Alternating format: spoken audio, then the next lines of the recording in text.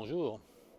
Le 13 janvier prochain, les États-Unis d'Amérique devraient faire connaître la liste des sanctions qui font suite aux subventions pour eux illégales aidant Airbus à vendre ses avions partout dans le monde. Cette nouvelle liste des sanctions est quelque part surréaliste. On y trouvera très détaillée la liste d'à peu près tous les fromages italiens.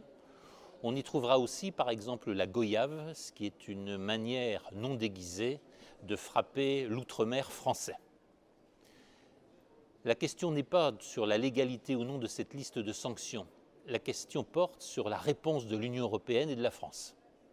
Or, force est de constater qu'aujourd'hui, peu de réponses se font entendre et peu de réponses sont sur l'agenda. Certains pensent d'ailleurs que cette liste de sanctions américaines a un but, celle d'obliger l'Union européenne et la Commission à réouvrir le traité de libre-échange avec les États-Unis, qui en effet nous mettrait à l'abri de telles sanctions. Je ne pense pas que ce soit la bonne solution et je ne pense pas que négocier sous la pression et sous la menace soit digne de l'Union européenne et de la France. Il me semble au contraire que c'est à l'Union européenne et à la France d'étudier une liste de sanctions en retour. Et nous ne manquons pas d'armes ou nous ne manquons pas de capacités à cet égard.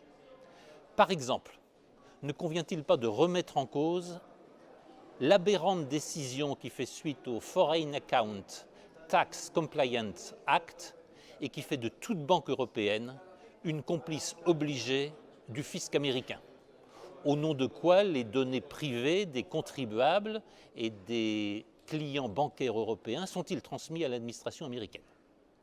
Un second élément mériterait réflexion. La doctrine de l'OTAN, réaffirmée notamment par Madeleine Albright, est qu'il ne peut pas y avoir de préférence européenne en matière d'achat d'armement. Il doit y avoir une préférence pour l'OTAN et en fait une préférence pour les systèmes américains.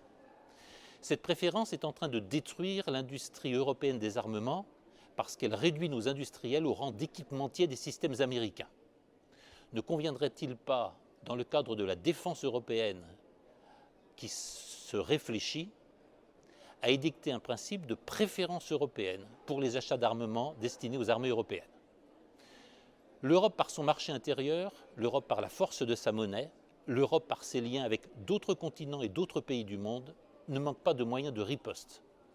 Il est étonnant que si peu soit dit, travaillé et réfléchi pour répondre aux sanctions américaines, à l'extraterritorialité du droit américain et aux embargos qui nous sont imposés en dehors de tout droit international.